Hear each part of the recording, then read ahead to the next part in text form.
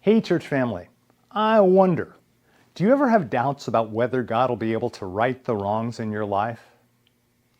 On the cross, Jesus did something completely different from what he usually did. Throughout his time on earth, it wasn't unusual to find him forgiving sins directly. Do you remember the paralyzed man in Luke chapter 5, who was brought to Jesus by his friends? Unable to find a way to get this man to Jesus, his friends climbed up on the roof, tore a hole in it, and lowered him down through the tiles of the roof. Jesus forgave the sins of this man, and that was what outraged the religious leaders who were there. They said, only God can forgive sins. And they were right about that part. Only God can forgive sins. What they didn't realize was that since Jesus was God, he had every right to do so. But on the cross, Jesus didn't forgive his tormentors directly.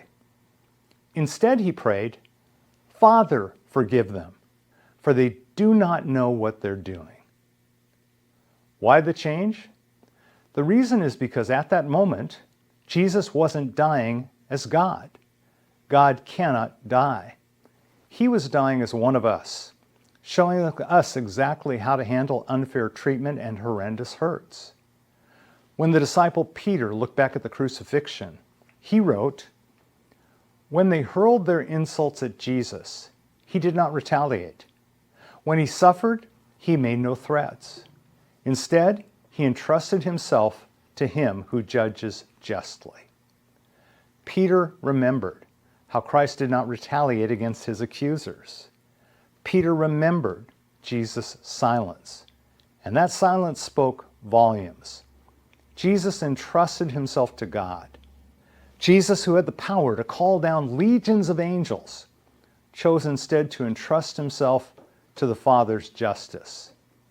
When people were driving nails through his hands, he was modeling the very thing you and I struggle with most, turning our hurts over to God.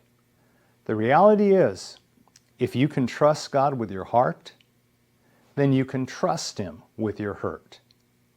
The next time someone betrays you, lies about you, or hurts you deeply, remember this: you don't have to be both the victim and the judge. You can trust the only truly just judge, and in doing so, find the freedom to extend the same grace that Jesus extended to you. What hurt are you holding on to right now? I pray you let go of that situation, surrender it to God's justice, instead of trying to settle the score for yourself. Amen.